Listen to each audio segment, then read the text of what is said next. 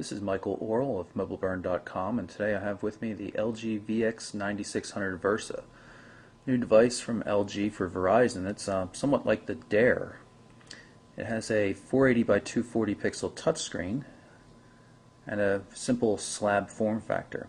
Now, as the name Versa implies, the device is meant to be a little more versatile than normal devices. As such, it comes with a QWERTY module that attaches. It's actually a new back cover. We take this back cover off and replace it with the QWERTY module. You can see that I've removed the regular back off of the phone, and I have in my hand the QWERTY module that gets added on.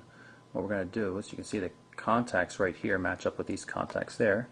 Just drop it in and click it in, and now we've got ourselves a new QWERTY capable device. Comes with a faux leather case around the QWERTY module and an additional OLED display on the exterior. There's also call end and call send buttons down at the bottom for when you're placing a call, because you can talk on the device while it's closed thanks to this earpiece and the microphone down at the bottom. Open it up again. The QWERTY keyboard itself is very big and spacious, but it makes use of a questionable layout. Instead of making use of a full 4 rows for the keys, where you could have 3 full rows for letters and then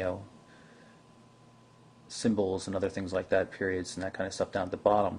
Instead, what LG has chose to do is basically make a 3-row keyboard layout with a full row of numbers. So you have the space bar being located between the letters, and that makes it so the letters don't line up the way they normally would on a real keyboard on a personal computer or a laptop or something like that. In spite of that, the keys have a really nice feel to them though, and they're backlit well, and I'm really pleased with the keyboard overall. Other features on the device, the exterior, you can see there's a call end and power button, call send, and then there's a dedicated clear/back key, also activates voice dialing.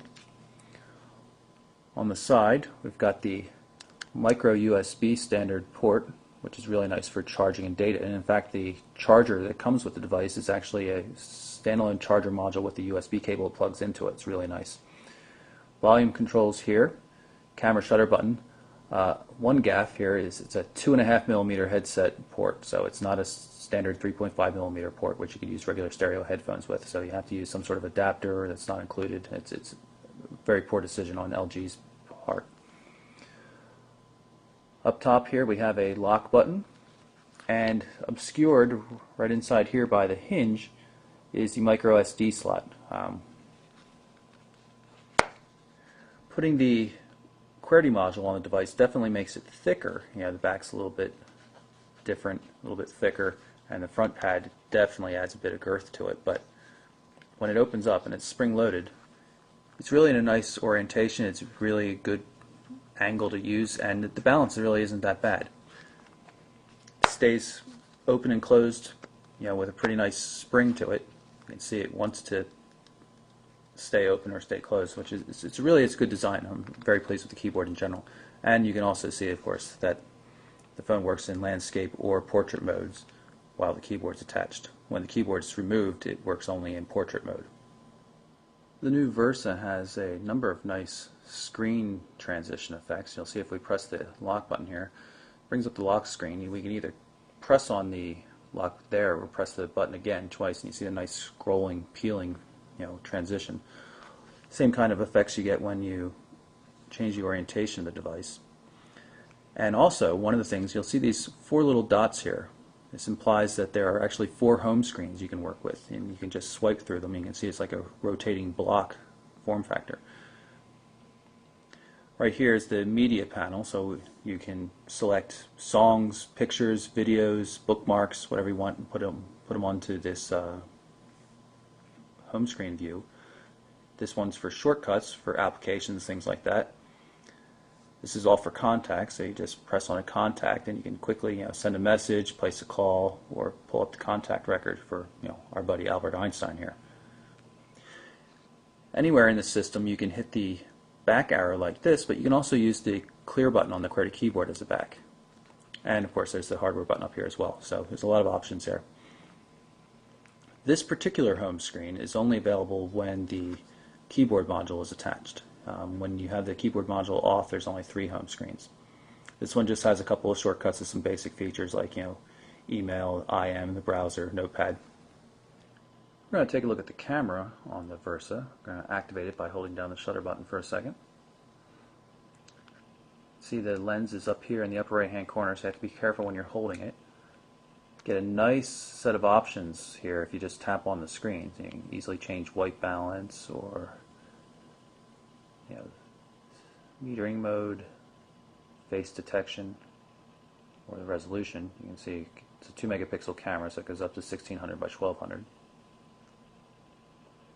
To take the photo, you just tap on the shutter button or on the take button here on the screen. It'll automatically focus and then snap the photo, at which point we can save it. Switch to video mode. You have the same kind of controls. Tap on the screen. You can see that we can record in VGA resolution video, which is pretty nice. We'll start up the recording. There it goes. Move around a bit and you can see that we're actually shooting the video. We'll stop it. Save it. And then we'll take a look at how you can add that to the screen here.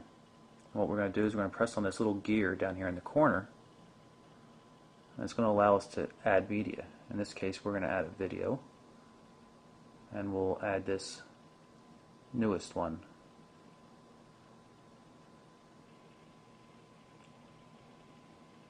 So now it's on the screen. We just tap on it.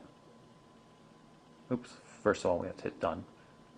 Now we tap on it to activate it.